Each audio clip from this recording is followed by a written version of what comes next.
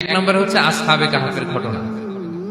এটা ২৫০ খ্রিস্টাব্দীর সময়কালে রোমান সাম্রাজ্যের একজন বাদশাহ ছিল, নাম দাকিয়ানুস। প্রতাপশালী বাদশাহ, পৌত্তলিক, মূর্তির পূজা করে।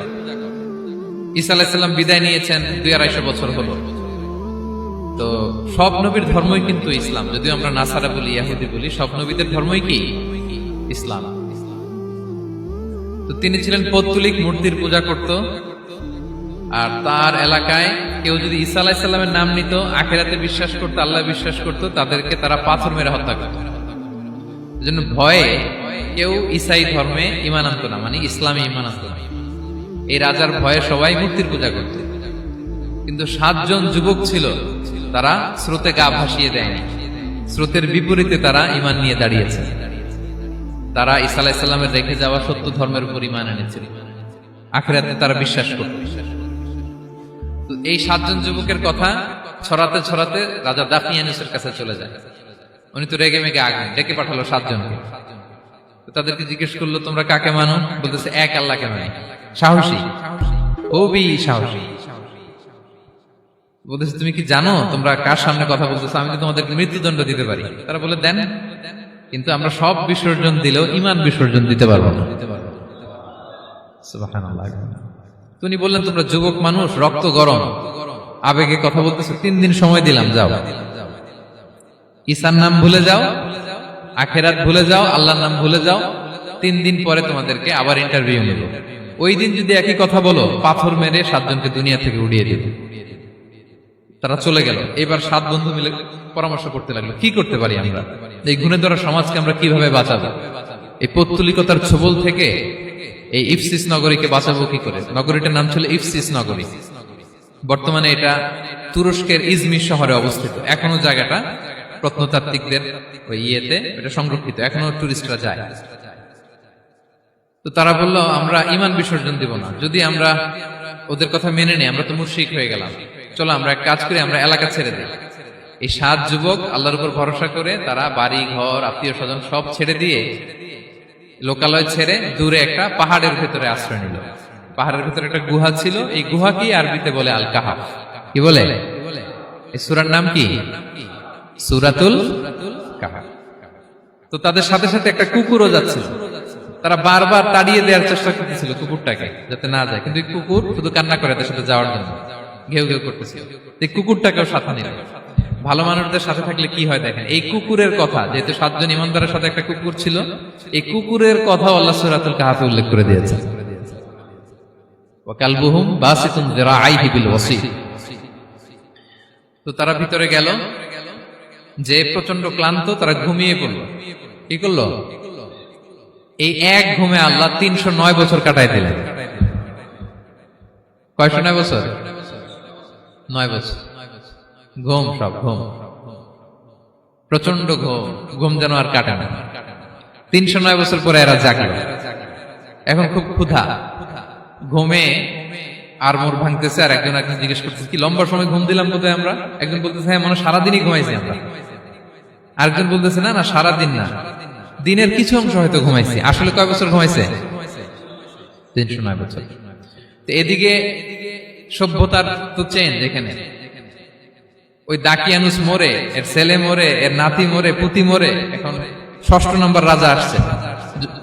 প্রজন্মের পর প্রজন্ম তো শেষ। ৩০৯ বছরে কমপক্ষে ৪-৫টা জেনারেশন চেঞ্জ হবে। তো জেনারেশন চেঞ্জ হয়ে, এলাকা চেঞ্জ হয়ে, তারা যে স্বপ্ন দেখেছিল এই ইফসিস নগরীতে কালিমার পতাকা উঠবে, তাদের স্বপ্ন আল্লাহ বাস্তবায়ন করেছেন। ৩০৯ বছরের ব্যবধানে এই এলাকার সবাই মুসলিম হয়ে গেছে।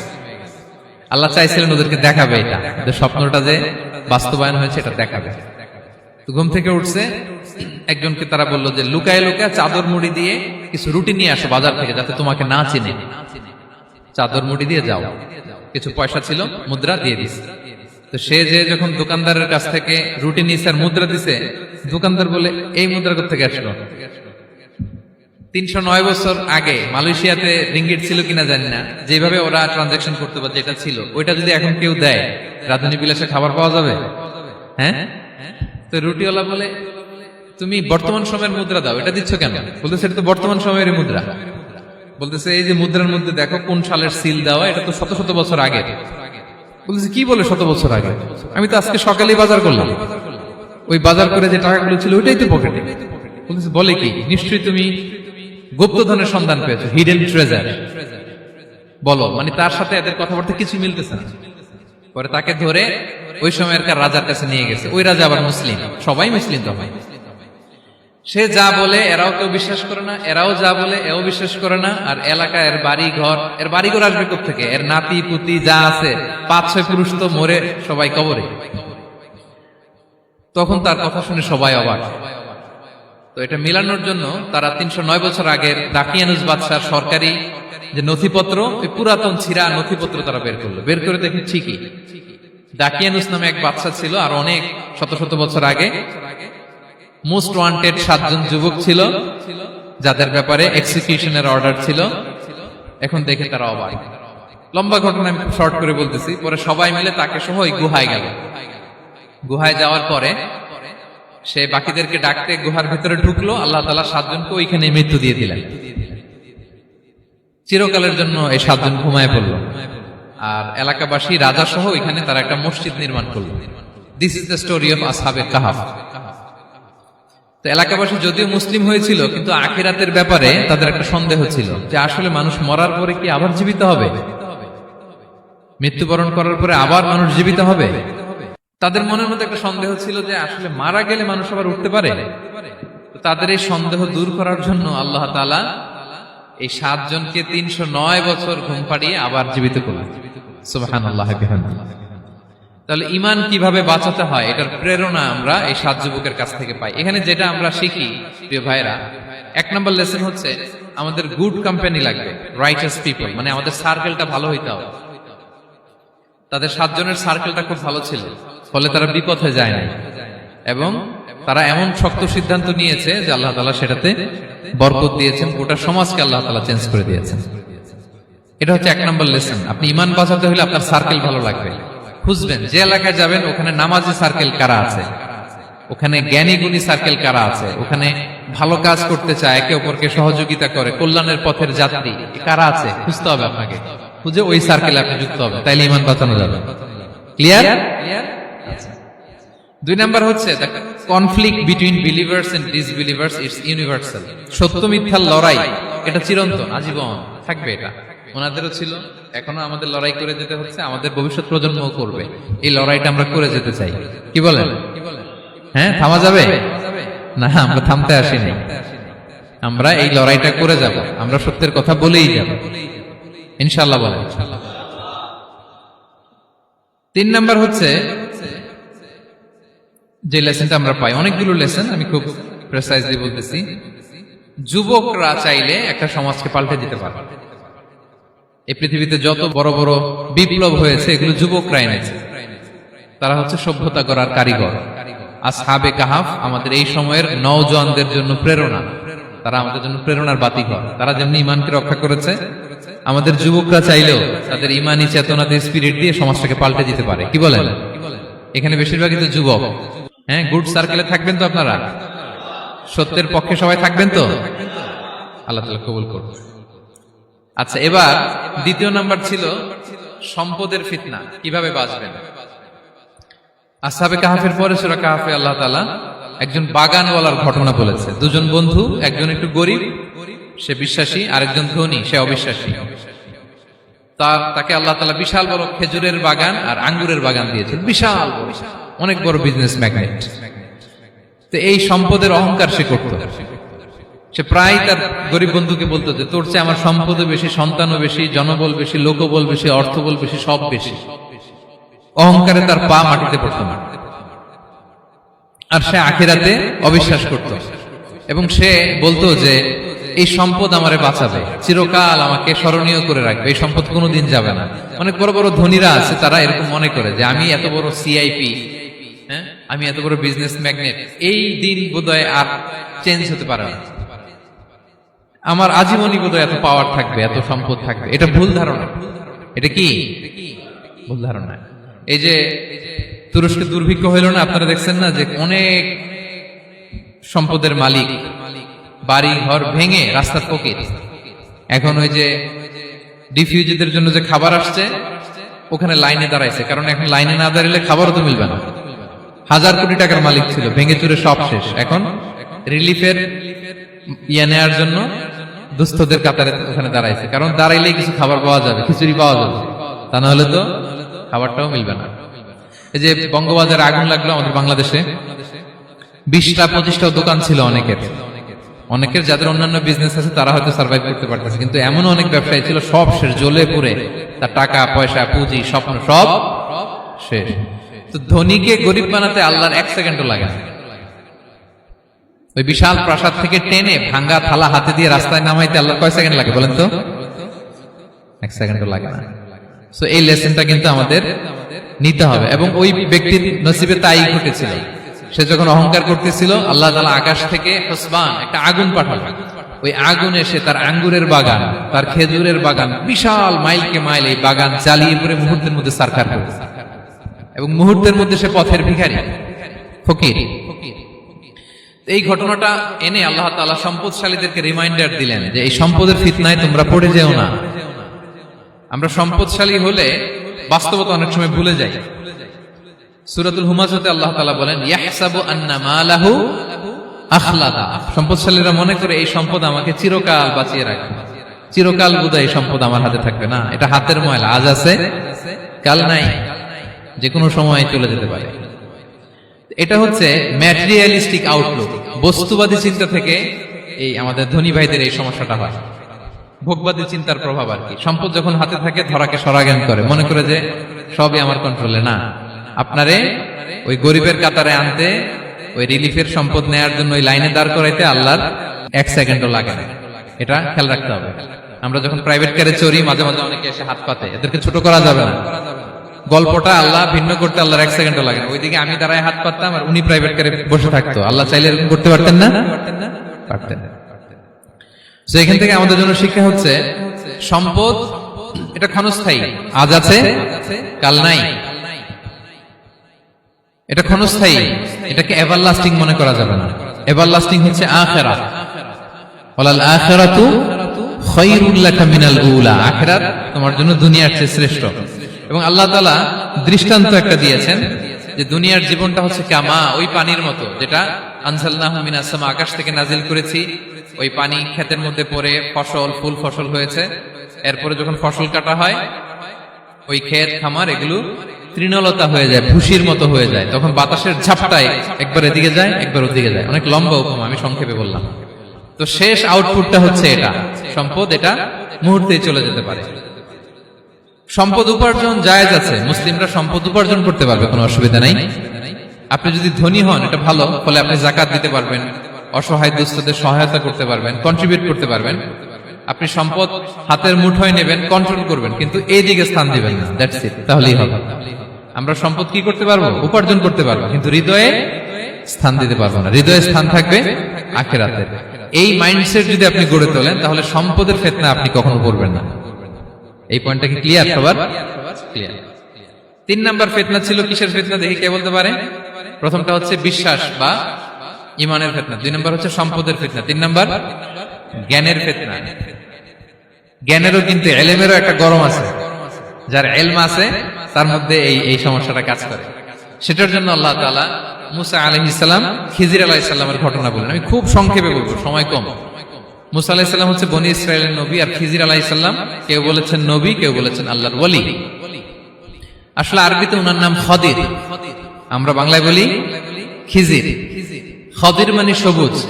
উনি যে কোনো জায়গায় বসলে ওখানে মরা গাছ লতা পাতা এগুলো সবুজ হয়ে যেত, অনুর্বর এলাকার উপর দিয়ে হেঁটে গেলে ওটা উর্বর হয়ে যেত। তো মুসা আলাইহিস সালাম একবার ওয়াজ করতেছেন এইভাবে বনি ইসরাইলের সামনে, খুতবা দিচ্ছেন।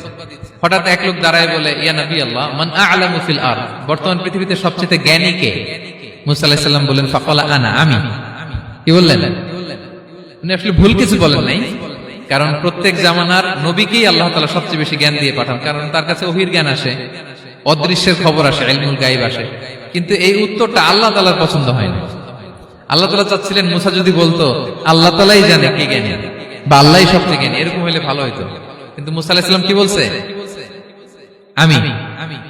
এখন প্রশ্ন করলো সবচেয়ে বড় জ্ঞানী কে? উনি কি বললেন? আমি। এই যে আমি এটাতে ঝামেলা আছে। আমি বড়, আমি জানি, আমি সব, দিস ইজ প্রবলেমেটিক।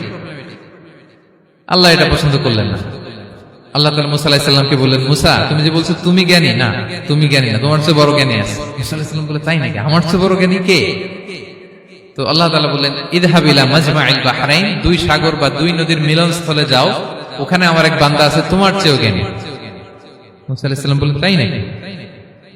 তো আল্লাহ, আমি কিভাবে চিনব উনি কোথায় থাকে, কিভাবে বুঝবো? আল্লাহ বললেন, একটা বড় মাছ নাও, এটাকে ফ্রাই করো, এটাকে ফ্রাই করে একটা ঝুড়ির ভেতরে নাও, যেখানে এই মাছটা সাগরে ঢুকে যাবে ওখানে আমার বান্দাকে পাবে। তো উনি ওনার সহযোগী ইউশা ইবনে নুনকে নিয়ে হাঁটতে লাগলেন। হাঁটতে হাঁটতে এক জায়গায় ক্লান্ত হয়ে পাথরের পাশে বিশ্রাম নিলেন। ওই পাথর থেকে আবার এক ধরনের পানি বের হয়, এই পানিটারে বলে আবে হায়াতের পানি, মা উল হায়াত, জীবন নদীর পানি। এই পানি কোনো মৃত প্রাণী বা বস্তুর গায়ে লাগলে ওটা জীবিত হয়ে যায়। তো ওনারা পাথরে হেলান দিয়ে বিশ্রাম নিচ্ছিলেন, ওই পানি ওই ফ্রাই করা মাছের গায়ে লাগার সাথে সাথে মাছ জীবিত হয়ে ঝুড়ি থেকে বের হয়ে সাগরে ঢুকে গেছে। ওনারা আর খেয়াল করেন না। এরপর আবার হাঁটতে লাগলেন। হাঁটতে হাঁটতে যখন ক্লান্ত শ্রান্ত, তখন বলে, এই ইউশা, আমাদের ওই মাছ ফ্রাই মাছটা দাও, এখন খাই। ঝুড়ি খুলে দেখে মাছ নাই। মাছ গেল কোথায়? তখন ইউশা বলল, হয়তো আমরা যে পাথরের ওখানে বিশ্রাম নিয়েছিলাম ওখানে আমরা মিসিং, ওখানে হারাই ফেলছি। চলো চলো, আরে ওদিকে তো যাইতে হবে আমাদের। উনি গেলেন, যে দেখে মাছ যে জীবিত হয়ে বালুর দিকে নাড়াচাড়া করতে করতে সাগরে ঢুকে গেছে, ওখানে দাগ আছে। মুসা আলাইহিস সালাম ঢুকলেন সুরঙ্গ, ঢুকে দেখে চাদর গায়ে দিয়ে এক লোক শুয়ে আছে। সালাম দিলেন, আসসালামু আলাইকুম। ওই লোক চাদর আর সরায় না, ভিতর থেকে বলতেছে, ওয়ালাইকুম আসসালাম। তো চাদরের ভিতর থেকে উনি বলে, মান আন, তুমি কে? মুসা আলাইহিস সালাম বললেন, আনা মুসা, আমি মুসা। উনি বলেন, মুসা বনি ইসরাইল, বনি ইসরাইলের মুসা? বললেন, হ্যাঁ। কেন এসেছো? এবার চাদর খুললেন। বলতেছে, আপনার কাছ থেকে কিছু শিখতে আসছি। আল্লাহ বলছে, আপনি নাকি সবচেয়ে বড় জ্ঞানী। আমি ভুল করে বলে ফেলছিলাম আমি। আল্লাহ বলছেন যে আপনি নাকি জ্ঞানী। বলতেছে, না, তুমি আমার জ্ঞান নিতে পারবে না, ওই ধৈর্য শক্তি তোমার নাই। মুসা আলাইহিস সালাম বললেন যে, আপনি যে কোনো শর্তে আমাকে একটু রাখেন কয়েকদিন আপনার সাথে, আমি রাজি। বললেন, না, তুমি পারবে না। মুসা আলাইহিস সালাম জোর করতে লাগলেন। অবশেষে খিদির আলাইহিস সালাম রাজি হলেন। বললেন, শর্ত হচ্ছে আমি যাই করি আর না করি আমাকে কোনো প্রশ্ন করা যাবে না। মুসা আলাইহিস সালাম বললেন, ওকে। সফর শুরু হলো। সামনে নদী, এক লোক তাদের নৌকা দিয়ে নদী পার করাই দিল। নদী পারাপারের পর খিজির আলাইহিস সালাম লাঠি দিয়ে নৌকার তলাটা ছিদ্র করে দিলেন। মুসা আলাইহিস সালাম বললেন, ইন্না লিল্লাহি, এটা আপনি কি করলেন? ওরা আমাদেরকে নদী পার করে দিল, আর যে ভাড়াটা আসছিল এটাও নিল না, আমাদেরকে সম্মান দেখালো, আপনি নৌকা ছিদ্র করে দিলেন। খিজির আলাইহিস সালাম বলছে, এই যে আমি বলছিলাম না তুমি ধৈর্য ধারণ করতে পারবে না, যাও, তোমার রাস্তায় তুমি, আমার রাস্তায় আমি। মুসা আলাইহিস সালাম আবার ক্ষমা চাচ্ছেন যে, আপনি আমার ক্ষমা করেন, আমি তো ভুলে গেছি, আর প্রশ্ন করবেন না। চলতে লাগলেন। হঠাৎ বাচ্চারা খেলতেছে, এক বাচ্চাকে ধরে হত্যা করলেন খিজির আলাইহিস সালাম। এবার তো মুসা আলাইহিস সালাম রেগে গেছে, আপনি করলেনটা কি? নিষ্পাপ ফুলের মতো শিশুকে হত্যা করলেন। খিজির আলাইহিস সালাম বলে, এই যে আমি জানতাম যে তুমি ধৈর্য ধারণ করতে পারবে না, তোমার রাস্তা এক, আমার রাস্তা এক, যাও। এবার মুসা আলাইহিস সালাম করজোর করতেছে যে, this is the last chance, একটা ফাইনাল চান্স দেন, একটা সুযোগ দেন, আর আমি প্রশ্ন করব, এটাই লাস্ট। বলেন, ওকে, ঠিক আছে। হাঁটতে হাঁটতে এক ইহুদি বসতির সামনে যে হাজির, দুজনই খুব ক্ষুধার্ত, খাবার চাইলো, এরা আবার কৃপণ, খাবার দিল না।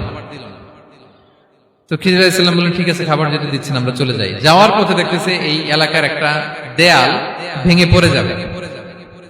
তিনি বললেন, মুসা চলো এটা ঠিক করে দেই। দুইজন মিলে প্রচন্ড ক্ষুধায় এটা সেটা এনে দেয়ালটা তৈরি করতেছে। মুসা আলাইহিস সালাম তো এমনি রাগী, পেটে আবার ক্ষুধা, আবার বলছে কিছু বলাও যাবে না। তিনি এবার আর প্রশ্ন করেন, বলতেছে, ওরা এত কিপটামি করলো আর আপনি এটা করে দিলেন, আপনি তো চাইলে এটা টাকা নিতে পারতেন, পারিশ্রমিক নিতে পারতেন চাইলে। এই কথা বলার পর খিজির আলাইহিস সালাম বললেন, হাযা ফিরাকু বাইনি ওয়া বাইনি, এখানেই তোমার আর আমার সেপারেশন, আর সামনে আগানো যাবে না, তোমার কোনো ধৈর্যই নাই। তো এতটুকু তোমাকে আমি বলি যে আমি একটাও আল্লাহর আদেশ ছাড়া করি নাই, আল্লাহর আদেশে আমি করেছি। কি? এক নম্বর হচ্ছে, ওই যে আমাদের ভাড়া নিতে চাইলো না, আমাদেরকে পার করে দিল, নৌকাটা ছিদ্র করেছি কারণ এই এলাকায় একজন জালিম বাদশা আছে, সে নৌকা পেলেই গরিব মাঝিদের নৌকা সিজ করে নিয়ে যায়। তো এটাকে যখন তলায় ছিদ্র করে দিছি, এই রাজার লোকেরা এসে দেখবে যে এটা তলা ছিদ্র, পানি ঢুকতেছে, এটা নিবে না, ওরা পরে সামহাও এটা রিপেয়ার করে চালাইতে পারবে। মুসা আলাইহিস সালাম বলে, সুবহানাল্লাহ, তাই তো, এটা তো আমি বুঝতে পারি নাই। আর ওই ছোট শিশুটাকে হত্যা করছি, ও অনেক বড় জালিম হবে এলাকা, তার ফিতনায় এলাকাবাসী তটস্থ থাকবে। সে তার মা বাবাকেও জাহান্নামে নেবে। এজন্য আল্লাহ তাআলা আদেশ দিয়েছেন আমাকে, আল্লাহর আদেশে আমি তাকে হত্যা করেছি। মুসা আলাইহিস সালাম বললেন, তাই তো, এটা তো অনেক ভালো কাজ করছেন। তাইলে তো বলতেছে, তাহলে ওইটা বলেন। খাবারও দিল না, এত কৃপণ, এদের দেয়াল কেন ঠিক করতে গেলেন আপনি? তখন তিনি বললেন যে আসলে এটা একটা ইয়াতিমদের ঘর ছিল, দুইটা ইয়াতিম শিশু, তাদের বাবা মা খুব ভালো ছিল, আর এই দেয়ালের নিচে আছে গুপ্তধন। এই দেয়ালটা পড়ে যাবে, এই গুপ্তধন তারা ছোট মানুষ নিতে পারবে না, এলাকাবাসী তাদেরকে বঞ্চিত করে নিয়ে যাবে। আমি দেয়াল গড়ে দিলাম যাতে করে তারা যখন প্রাপ্তবয়স্ক হয় নিজেদের সম্পদ নিজেরা বুঝে নিতে পারে। সুবহানাল্লাহ বিহামদিহি। মুসা আলাইহিস সালাম বলে, তাই তো, এগুলো তো আমি বুঝতে পারি নাই। তো এই ছিল খুব সংক্ষিপ্ত পরিসরে মুসা আলাইহিস সালাম খিজির আলাইহিস সালামের ঘটনা। তো রাসূল সাল্লাল্লাহু আলাইহি ওয়াসাল্লাম বুখারীতে একটা চমৎকার কথা বলেছেন। তিনি বলেছিলেন, ওয়াদিদনা আন্না মুসা সাবার হাত্তা ইউকাসসা আলাইনা মিন আমরিহিমা। রাসূল সাল্লাল্লাহু আলাইহি ওয়াসাল্লাম বলেছিলেন, ইস, আমার ভাই মুসা যদি আরেকটু ধৈর্য ধরতো তাহলে আরো কিছু অজানা তথ্য আমরা জানতে পারতাম। এখান থেকে, এই ঘটনা থেকে আমরা কি শিখলাম? প্রথম যেটা আমরা শিখলাম, জ্ঞান নিয়ে বড়াই করতে নেই, ঠিক কিনা? জানার কোনো শেষ নেই, জাননেওয়ালার উপরও জাননেওয়ালা আছে, জ্ঞানীর উপরও জ্ঞানী আছে। আপনি কিছু জেনেই মনে করবেন না আমি সব জানি। আপনার চাইতে বেশি জ্ঞানী অনেকে আছে। অনেক সময় বক্তার চাইতে শ্রোতারা অনেক জ্ঞানী। হয়তো এখানে এমন অনেক জ্ঞানী লোক আছে যার ধারে কাছেও আমরা কেউ নেই, হতে পারে। সো আমি সব জানি, এটা ভুল, এটা শয়তান বলে। এটা কে বলে? শয়তান বলে। আবু নাওয়াস একটা কবিতা লিখেছেন, ওয়াকুল লিমান ইয়াদঈ ফিল ইলমি ফালসাফাতান হাবাসতা শাইআন ওয়া গাবাত আনকা আশিয়াউ। কেউ যদি বলে আমি সব জানি, তুমি তাকে বৃদ্ধাঙ্গুলি দেখিয়ে বলো আপনি কিছুই জানেন না। আপনি অল্প কিছু জেনেছেন, জানার এখনো অনেক বাকি। তাহলে মুসা আলাইহিস সালামের এই ঘটনা জিজ্ঞেস করা হলো, কে জ্ঞানী? উনি বললেন, আমি জ্ঞানী। এরকম কি আমরা কখনো বলবো? না। সবচাইতে বড় জ্ঞানী কে? ওয়া ফাওকা কুল্লি যী ইলমিন আলিম। সবচাইতে বড় জ্ঞানী আল্লাহ তাআলা। সো জ্ঞান নিয়ে আমরা অহংকার করব না। দুই নম্বর যে শিক্ষাটা আমরা পাই, ওই যে নৌকা দিয়ে পারাপার হচ্ছিল, তখন একটা চড়ুই পাখি এসে সাগরের মধ্যে মুখ দিয়েছিল। তো খিজির আলাইহিস সালাম বললেন, মুসা, তুমি কি চড়ুই পাখিটা দেখতে পাচ্ছ? হ্যাঁ, দেখতে পাচ্ছি। চড়ুই পাখিটা যে সাগরে মুখ দিলে দেখতে পাচ্ছ? হ্যাঁ, দেখতে পাচ্ছি। তখন খিজির আলাইহিস সালাম বললেন, চড়ুই পাখিটা সাগরে মুখ দিয়ে পানি খাওয়ার পরে চড়ুই পাখির ঠোঁটে বা চঞ্চুতে যতটুকু পানি লেগে আছে, এই পানিটা হচ্ছে তোমার, আমার এবং মহাবিশ্বের আমাদের সকলের জ্ঞান। আর এই মহাসাগরের সকল পানি হচ্ছে আল্লাহ তাআলার জ্ঞান। আল্লাহ তাআলা বলেছেন, ওমা উতিতু মিনাল ইলমি ইল্লা কালিলা। আমি তোমাদেরকে একেবারে অল্প জ্ঞান দিয়েছি, একেবারে অল্প। এই রহস্যে ঘেরা এই মহাবিশ্বের অনেক কিছু আমাদের অজানা। প্রিয় ভাইরা, আমরা অনেক কিছু জানি না, আমাদের এই লিমিটেড নলেজ এগুলো ধরে না, তারপর আমরা জ্ঞানের বড়াই করি। আপনারা উপমাটা বুঝতে পারছেন? একটা নৌকা থেকে চড়ুই পাখি ঠোঁট দিয়ে পানি খাচ্ছে, পানি খাওয়ার পরে স্বভাবতই চড়ুই পাখির ঠোঁটে একটু পানি তো লাগবে। খিজির বললেন যে এই পানিটা হচ্ছে তোমার, আমার, পৃথিবীর সবার জ্ঞান। আর এই সাগরের বাকি পানিগুলো কার জ্ঞান? এবার বুঝতে পারছেন আল্লাহ তাআলার জ্ঞানের পরিধি। আমরা জ্ঞান নিয়ে যেন কখনো কি না করি, বড়াই না করি। জ্ঞান দুই ধরনের, একটা বাহ্যিক জ্ঞান, একটা অন্তর্নিহিত জ্ঞান। External knowledge, internal knowledge. আমরা যখন কোরআন হাদিস পড়ি আমাদের বাহ্যিক জ্ঞান অর্জন হয়। কোরআন হাদিস পড়লেই আপনি জ্ঞানী হয়ে যান। এটা কোরআন হাদিস পড়তে হয়, এটা ডাইজেস্ট করতে হয়, এটার উপর আমল করতে হয়। এই জ্ঞান অর্জন শেষে এরপরে আল্লাহর প্রিয় বান্দাদেরকে আল্লাহ অন্তরে ইলমের নূর দেন, ইলহাম দেন। That is the knowledge, that is the pure knowledge. আপনি হাফেজে কোরআন হয়ে ভাবেন না আপনি সব জানেন, আপনি বুখারী মুখস্থ করে ভাবেন না সব জানেন। এই সব জ্ঞান অর্জন করার পরে ইলমের নূর হাসিল হয়, সেটা আল্লাহ সবারে দেয় না। সো এই অন্তর্নিহিত জ্ঞান, দূরদৃষ্টি, farsightedness, that is the pure knowledge. এটার জন্য বছরের পর বছর, যুগের পর যুগ সাধনা করতে হয়। সেটার জন্য এই জ্ঞান অর্জনের জন্য তিনটা জিনিস করতে হয় ইলমের নূর অর্জনের জন্য। কয়টা? এক হচ্ছে বিনয়, দুই হচ্ছে সফর, তিন হচ্ছে সবর। আবার বলি, এক হচ্ছে বিনয়, দুই হচ্ছে সফর, তিন হচ্ছে সবর। আল্লাহ তাআলা আল্লাহর নবীকে তাওরাত দেওয়ার পরেও আরো ট্রেনিং সেশন করাইছেন খিজির আলাইহিস সালামের কাছে। যাও, ওনার কাছে গেলে তুমি ছোট হবা, নত হবা। জ্ঞান যদি আমি নিতে চাই আমাকে ছোট হইতে হবে। ধরেন একটা গ্লাস থেকে একটা খালি গ্লাসে পানি ঢালবো, তো যেটাতে নেওয়া হবে এটা উপরে থাকলে হবে? যে গ্লাসটার মধ্যে পানি আছে এটা উপরে থাকবে, ওইটা ব্ল্যাঙ্ক গ্লাসের মধ্যে পড়বে। আপনি নলেজ, ইলম নিতে চাইলে আপনাকে নিচে থাকতে হবে, উনি উপরে থাকবেন। আপনার শায়েখ আপনাকে দিবে, আপনার উস্তাদ আপনাকে দিবে, আপনার মুর্শিদ আপনাকে দিবে। বুঝতে পেরেছেন? তাহলে আমাদেরকে হাম্বলনেস লাগবে, শিখতে হইলে হাম্বল হইতে হয়, বিনয়ী হইতে হয়। আচ্ছা, 2 নাম্বার সফর করতে হয়। এটা আল্লাহ মুসা আলাইহিস সালামকে দিয়ে করাইছেন, যাও পিছে পিছে উস্তাদের পিছে পিছে ঘুরো। তো এজন্য সফর করতে হয়। এখন ঘরে বসে অনেক কিছু জানা গেল, উস্তাদের সান্নিধ্য লাগে, সফর করতে হয়। আমাদের ক্লাসিক আলেমরা হাদিস কালেকশনের জন্য শহরকে শহর সফর করতেন। এখনো আমাদের আলেমরা দেওবন্দে যায়, মিশরে যায়, মদিনায় যায়, এখানকার মালয়েশিয়ান স্টুডেন্টরা দেশে বিদেশে যে নলেজ অর্জন করে। সফর আপনাকে লাগবে। তাহলে বিনয়, সফর, 3 নম্বরে কি সবর, ধৈর্যশীল হইতে হবে। দেখেন মুসা আলাইহিস সালাম বারবার প্রশ্ন করে ফেলতেছেন, বারবার ওয়াদা ভঙ্গ করতেছেন, এরকম করলে হবে না, ধৈর্য লাগবে। ধৈর্যের বলে বলিয়ান হলে তখনই আপনার মধ্যে ইলম আসবে। তাহলে জ্ঞানের ফিতনায় পড়ার আর আমাদের কোনো সম্ভাবনা আছে? আমরা বিনয়ী হব, আমরা জ্ঞান আল্লাহর দিকে ফিরাই দেব, আমরা বলবো উনি সবচেয়ে ভালো জানেন। পারা যাবে তো ইনশাআল্লাহ? আচ্ছা, আমি একেবারে শেষ পর্যায়ে চলে আসছি, 2 মিনিটের মধ্যে শেষ করে দিচ্ছি। 3 নাম্বার ছিল কিসের ফিতনা? 4 নাম্বার ক্ষমতার ফিতনা। এই ফিতনা থেকে বাঁচার জন্য সর্বশেষ আল্লাহ তাআলা যুলকারনাইনের ঘটনা বলেছেন। অনেক বড় বাদশা ছিলেন, পৃথিবীতে 4 জন বাদশা গোটা বিশ্ব শাসন করেছেন। 2 জন কাফির, 2 জন মুমিন। কাফির একজন হচ্ছে নমরুদ, যিনি ইব্রাহিম আলাইহিস সালামকে আগুনে ফেলেছিলেন। আরেকজন হচ্ছে বখতে নাসার, যাকে ইংরেজিতে বলে নেবুচারনেজার দ্য সেকেন্ড, দ্বিতীয় নেবুচারনেজার। তারা কোনো নির্দিষ্ট এরিয়ার বাউন্ডারির বাদশা না, গোটা বিশ্বের বাদশা ছিলেন। এই 2 জন কাফির। আর 2 জন বাদশা ছিলেন গোটা বিশ্বকে শাসন করেছেন, তারা ছিলেন মুমিন। একজন হচ্ছে সুলাইমান আলাইহিস সালাম, আল্লাহর নবী। আরেকজন হচ্ছে যুলকারনাইন, গোটা বিশ্ব শাসন করেছেন, প্রাচ্য থেকে পাশ্চাত্য সব জায়গায় তিনি গিয়েছেন, ইসলামের বাণী প্রচার করেছেন, জালিমদেরকে শায়েস্তা করেছেন। তো এরকম দিক বিদিক তিনি জয় করতেছিলেন। অনেকে যুলকারনাইনকে আলেকজান্ডার দ্য গ্রেটের সাথে গুলিয়ে ফেলে না। ম্যাসিডোনিয়াতে যে আলেকজান্ডার দ্য গ্রেট ছিল, উনি আর যুলকারনাইন এক নন।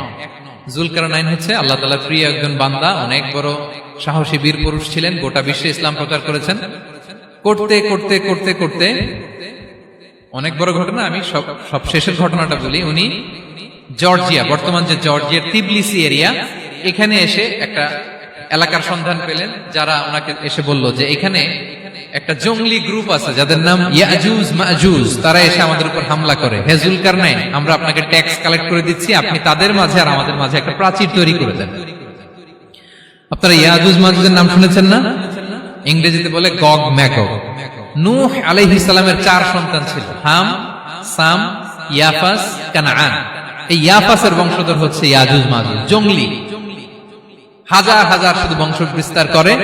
তারা এসে লোকালয়ে মানুষের উপর আক্রমণ করে, তাদের গবাদি পশু এগুলো ছিনিয়ে নেয়, ফলমূল খেয়ে ফেলে।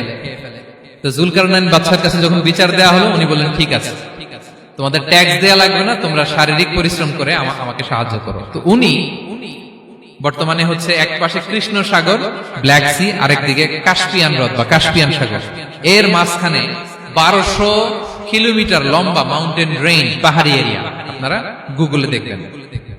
এইখানে 2 পাহাড়ের মাঝখানে ফাঁকা জায়গায় তিনি বড় বড় লোহার পাত প্রথিত করলেন, গেড়ে দিলেন। এরপরে তামা, সীসা গালিয়ে বিশাল একটা ওয়াল তৈরি করলেন। এটা যুলকারনাইন উনার বানানো ওয়াল বা ড্যাম, প্রাচীর। এখন আর ইয়াজুজ মাজুজ আসতে পারে না, ওরা আর আসতে পারে না। ওরা প্রতিদিন এটা ভাঙার চেষ্টা করে, কিন্তু ভাঙতে ভাঙতে আরেকটু ভাঙলেই ভেঙে যাবে। ওরা বলে আগামীকাল ভেঙে ফেলবে, ইনশাল্লাহ বলতে ভুলে যায়। এজন্য এরপরের দিন এসে দেখে আবার এটা আগের মতো হয়ে আসে। কিয়ামতের আগ দিয়ে ওদের মধ্যে এই ইনশাআল্লাহর প্রেরণা আসবে। তাদের একজন বলে উঠবে, আগামীকাল ইনশাআল্লাহ আমরা এটা ভেঙে খান খান করে দেব, ঠিকই ভেঙে ফেলবে। তখন তারা ভেঙে চুরে কুটি কুটি ইয়াজুজ মাজুজের দল এসে হামলে পড়বে। সামনে পড়বে তাবারিয়া সাগর, একদল এসে তাবারিয়া সাগর এমন ভাবে খাবে, এই দল যাওয়ার পরে আরেক দল এসে এখানে যে সাগরে যে পানি ছিল এটা কল্পনাই করতে পারবে না। তারা পৃথিবীতে ফিতনা ফাসাদ করবে। ঈসা আলাইহিস সালাম তখন আসবেন, দোয়া করবে আল্লাহ তাআলার কাছে মুমিনরা, একটা মহামারী দিবে আল্লাহ তাআলা ইয়াজুজ মাজুজের মধ্যে, ওরা মরে যাবে সব। এরপর বিশাল এক পাখি এসে তাদেরকে আল্লাহর মর্জি মাফিক এমন এক জায়গায় ফেলে আসবে, কেউ জানবে না। তো তারা যে পচে গলে মাটির সাথে মিশেছিল, এই গলিত লাশ থেকে মাটি খুব উর্বর হয়ে যাবে। এরপর আল্লাহ তাআলা পৃথিবীর মধ্যে বারাকা দিবেন, কিছু রোপণ করলে তাড়াতাড়ি ফুলে ফেপে বড় বড় ফলমূল হচ্ছে। তো এটা কিয়ামতের আলামতের অন্য কোন আলোচনায় হয়তো আমরা বলবো। তো যুলকারনাইন তিনি বিশাল এখানে প্রাচীর তৈরি করে দিয়েছিলেন। এবং প্রাচীর তৈরি করে দিয়ে তাদেরকে বলেছিলেন যে যতদিন আল্লাহ তাআলা চাইবেন এটা থাকবে, এবং যেদিন আল্লাহ তাআলার আদেশ আসবে এটা ভেঙে খান খান হয়ে যাবে। তার মানে দেখেন, এত পাওয়ারফুল, এত শক্তিশালী, এত ক্ষমতাধর হওয়ার পরেও তিনি তার ক্ষমতাকে কার দিকে ফিরিয়ে দিয়েছেন? যে আল্লাহ যতদিন চাইবে এই প্রাচীর টিকে থাকবে, যেদিনই আল্লাহ তাআলার আদেশ আসবে এই প্রাচীর ভেঙে খান খান হয়ে যাবে। সো আমরা ক্ষমতার দেখা পেলে, চেয়ার একটা পেলে আমরা যেন জালিম হয়ে না উঠি, এটা হচ্ছে এখান থেকে শিক্ষা। আমরা যেন জুলুম না করি। উনি সম্পদের মালিক ছিলেন, ক্ষমতার মালিক ছিলেন, কিন্তু উনি যে আল্লাহর বান্দা এটা ভুলে যান নাই। আমরা যখন ক্ষমতাশীল হই, আমরা যখন প্রধানমন্ত্রী হই, আমরা যখন প্রেসিডেন্ট হই, আমরা যখন পাওয়ারফুল হই, আমাদের সবচেয়ে বড় পরিচয় যে আমরা আব্দুল্লাহ, আল্লাহর গোলাম, এটা আমরা ভুলে যাই। আমাদের আসল পরিচয় কি? আমরা আল্লাহর গোলাম। আমরা যে আল্লাহর গোলাম, এই চিন্তাটা, এই সেন্সটা যদি আমাদের মাথায় থাকে, তাহলে ক্ষমতা আমাদেরকে দাম্ভিক বানাতে পারে না, আর ওই ক্ষমতা আমাদেরকে ফিতনায়ও ফেলবে না। তাহলে সম্মানিত সুধী, দাজ্জাল কয়টা জিনিস দিয়ে আমাদেরকে ফিতনায় ফেলবে? চারটা। দ্য ট্রায়াল অফ ফেইথ, ইমানের পরীক্ষা; দ্য ট্রায়াল অফ ওয়েলথ, সম্পদ দিয়ে পরীক্ষা; দ্য ট্রায়াল অফ নলেজ, জ্ঞানের পরীক্ষা; দ্য ট্রায়াল অফ পাওয়ার, ক্ষমতার পরীক্ষা। আর ইমানের পরীক্ষায় উত্তরণের জন্য আল্লাহ তাআলা আমাদেরকে এই সূরায় আসহাবে কাহফের ঘটনা শুনিয়েছেন, যে 7 জন যুবক তারা তাদের ইমানকে হেফাজত করেছিল। সম্পদের ফিতনা থেকে বাঁচানোর জন্য আল্লাহ তাআলা আমাদেরকে এক বাগানওয়ালার কাহিনী জানিয়েছেন, যে সম্পদ পেয়ে তোমরা দাম্ভিক হয়ে যাও না, এটা আজ আছে কাল থাকবে না।